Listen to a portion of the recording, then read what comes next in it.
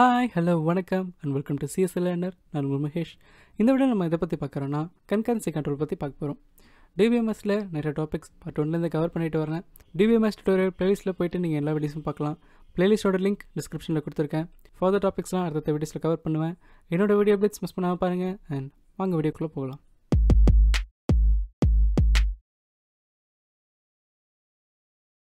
Concurrency control அப்படின்னா என்னென்னு பார்க்குறதுக்கு முன்னாடி கன்கரண்ட் எக்ஸிக்யூஷன் அப்படின்னா என்னென்னு பார்ப்போம். ஒரு டேட்டா பேஸ் இருக்குன்னா மல்டிபிள் யூசர்ஸ் ஒரே நேரத்தில் அந்த டேட்டா பேஸை அக்சஸ் பண்ணால் அதுதான் கன்கரண்ட் எக்ஸிக்யூஷன்.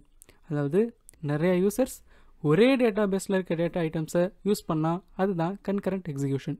இந்த மாதிரி கன்கரண்ட்டாக எக்ஸிக்யூஷன் நடக்கும்போது அந்த ஆப்ரேஷன்ஸ் எல்லாமே ஒரு கரெக்டான மேனரில் ரன் ஆகணும்.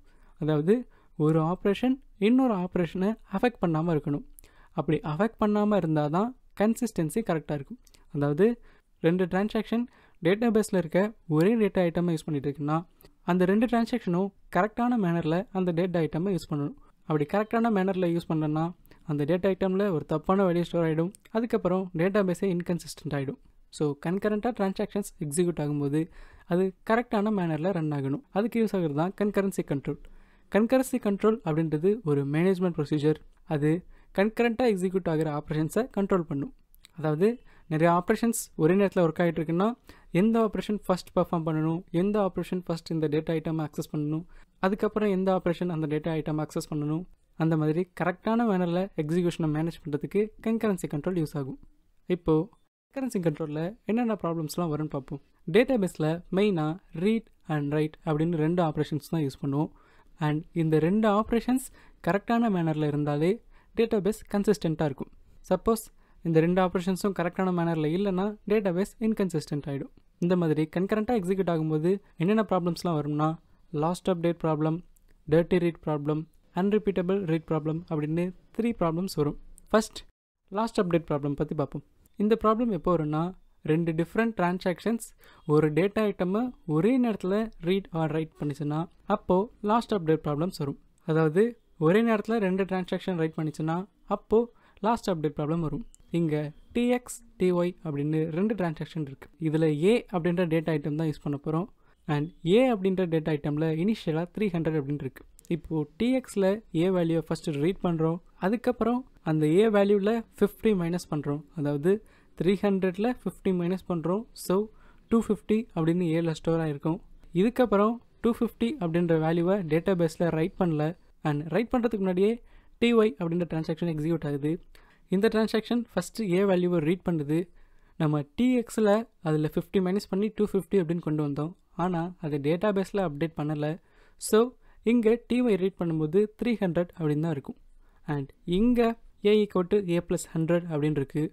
ஸோ 300ஓட ஒரு 100 ப்ளஸ் பண்ணி 400 அப்படின்னு Aல ஸ்டோர் பண்ணி வச்சுருக்கோம். அண்ட் இதுக்கப்புறம் TX ஃபஸ்ட் ரைட் பண்ணுது. ஸோ இங்கே ரைட் பண்ணும்போது டேட்டா பேஸில் 250 அப்படின்னு ஸ்டோர் ஆகும். அடுத்து TY ரைட் பண்ணுது. இப்போது TY ரைட் பண்ணும்போது டேட்டா பேஸில் 400 அப்படின்னு ஸ்டோர் ஆகிடும். இப்போது TY ரைட் பண்ண வேல்யூ தான் டேட்டா பேஸில் ஸ்டோர் ஆகுது. அண்ட் TX ரைட் பண்ண வேல்யூ லாஸ்ட் ஆகிடுச்சு. அதாவது TX அப்டேட் பண்ண வேல்யூவை TY ரீப்ளேஸ் பண்ணுது. ஸோ TX அப்டேட் பண்ண வேல்யூ லாஸ்ட் ஆகிடுச்சு. இதுதான் லாஸ்ட் அப்டேட் ப்ராப்ளம். அடுத்து டர்ட்டி ரீட் ப்ராப்ளம் பற்றி பார்ப்போம். டர்ட்டி ரீட் அப்படின்னா என்னென்னா ஒரு டிரான்சாக்ஷன் இன்னொரு டிரான்சாக்ஷன்லேருந்து ஒரு தப்பான வேல்யூவை ரீட் பண்ணிச்சுன்னா அதுதான் டர்ட்டி ரீட். எக்ஸாம்பிள் இங்கே TX TY அப்படின்ற ரெண்டு டிரான்சாக்ஷன் இருக்குது. இங்கேயும் A வேல்யூவை தான் அக்சஸ் பண்ணுது. A வேல்யூ 300 அப்படின்னு இருக்குன்னு வச்சுப்போம். இங்கே A வேல்யூவை ஃபஸ்ட்டு ரீட் பண்ணுது. அண்ட் அதுக்கப்புறம் A = A + 50 அப்படின்னு அதில் ஒரு 50 ப்ளஸ் பண்ணுது. ஸோ 350 அப்படின்னு ஸ்டோர் ஆகும். அண்ட் அதுக்கப்புறம் ரைட் ஆஃப் A அப்படின்னு இருக்குது. அதாவது டேட்டா பேஸில் 350 அப்படின்ற வேல்யூவை ரைட் பண்ணிடும். அண்ட் அதுக்கப்புறம் TY A வேல்யூவை ரீட் பண்ணுது. இங்கே ரீட் பண்ணும்போது 350 அப்படின்ற வேல்யூ தான் ரீட் பண்ணுது. அகைன் TXக்கு போகும்போது அங்கே சர்வர் டவுன் ஆகிடுது. ஸோ TX அப்படின்ற டிரான்சாக்ஷன் ரோல் பேக் பண்ணுது. இங்கே TX அப்படின்ற டிரான்சாக்ஷன் ரோல் பேக் பண்ணிடும். ஆனால் TX அப்டேட் பண்ண ஒரு தப்பான வேல்யூவை TY ரீட் பண்ணுது. ஸோ TY டிரான்சாக்ஷன் அந்த தப்பான வேல்யூவை வச்சு டிரான்சாக்ஷன் ரன் பண்ணிகிட்டு இருக்கும். இங்கே ஒரு தப்பான வேல்யூவை தான் இன்னொரு டிரான்சாக்ஷன் ரீட் பண்ணியிருக்கு. இதுதான் டர்ட்டி ரீட் ப்ராப்ளம். அடுத்து அன்ரிப்பீட்டபிள் ரீட் ப்ராப்ளம் அப்படின்னா என்னென்னு பார்ப்போம். இதை இன்கன்சிஸ்டன்ட் ரிட்ரீவல் ப்ராப்ளம் அப்படின்னு சொல்லலாம். ஏன்னா இங்கே ஒரு டிரான்சாக்ஷன் ஒரே டேட்டா ஐட்டமை 2 தடவை ரீட் பண்ணும்.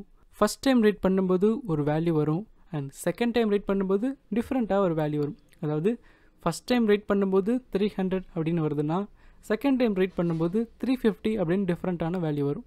எக்ஸாம்பிள், இங்கே டிஎக்ஸ் டிஒய் அப்படின்னு 2 டிரான்சாக்ஷன் இருக்குது. இதுவும் ஏ அப்படின்ற வேல்யூவை தான் ரீட் பண்ணுது அண்ட் ஏ அப்படின்ற வேல்யூவில் 300 இருக்குது அப்படின்னு வச்சுப்போம். இங்கே ஃபஸ்ட் டிஎக்ஸ் ரீட் பண்ணுது, இப்போது ரீட் பண்ணும்போது 300 அப்படின்னு இருக்கும். அடுத்து டிஒய் ரீட் பண்ணுது, அங்கேயும் 300 அப்படின்னு தான் ரீட் ஆகும். Next A equal to A plus 100 அப்படின்னு இருக்குது.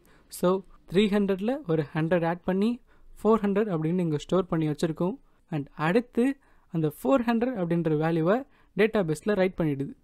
இப்போது டேட்டா பேஸில் 400 அப்படின்னு இருக்கும். இப்போது அகெயின் டிஎக்ஸ் ஏ அப்படின்ற வேல்யூவை ரீட் பண்ணுது, இப்போது 400 அப்படின்னு ரீட் பண்ணும். ஃபஸ்ட் 300 அப்படின்னு ரீட் பண்ணிச்சு, இப்போது 400 அப்படின்னு ரீட் பண்ணுது.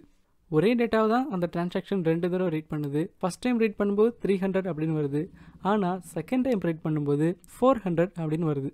ஸோ ஃபஸ்ட் டைம் ரீட் பண்ண வேல்யூ செகண்ட் டைம் ரிப்பீட் ஆகலை. இதுதான் அன்ரிப்பீட்டபிள் ரீட் ப்ராப்ளம். ஸோ இதெல்லாம் தான் கன்கரண்ட் எக்ஸிக்யூஷனில் வர ப்ராப்ளம்ஸ். ஸோ கன்கரன்சி கண்ட்ரோல் அப்படின்றது இந்த மாதிரி கன்கரண்ட்டாக எக்ஸிக்யூட் ஆகிற ஆப்ரேஷன்ஸை மேனேஜ் பண்ணுற யூஸ் ஆகிறது தான் கன்கரன்சி கண்ட்ரோல். இது மெயினாக எதுக்கு யூஸ் ஆகும்னா டேட்டா பேஸில் இன்கன்சிஸ்டன்சிஸ் வராமல் அவாய்ட் பண்ணுறதுக்கு யூஸ் ஆகும்.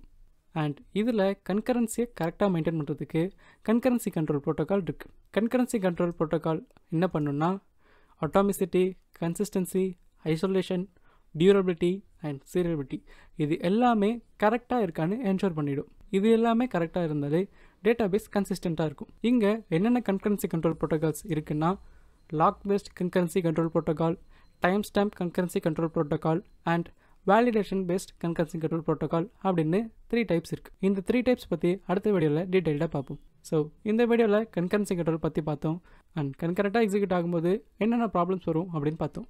ஸோ இந்த வீடியோவில் இந்த டாபிக்ஸ்லாம் பார்த்துருக்கோம். ஃபர்தர் டாபிக்ஸ்லாம் அடுத்த வீடியோஸில் கவர் பண்ணுவேன். என்னோட வீடியோ அப்டேட்ஸ் உங்களுக்கு கிடைக்கணும்னா சிஎஸ்ஆர் சேனலுக்கு சப்ஸ்கிரைப் பண்ணிக்கோங்க. நோட்டிஃபிகேஷனில் வரணும்னா பெல் ஐக்கன் கிளிக் பண்ணிக்கோங்க. இந்த வீடியோ உங்களுக்கு ஹெல்ப்ஃபுல்லாக இருந்துச்சுன்னா லைக் பண்ணுங்கள். அண்ட் அடுத்த டாப்பிக்லேருந்து அடுத்த வீடியோவில் பார்ப்போம்.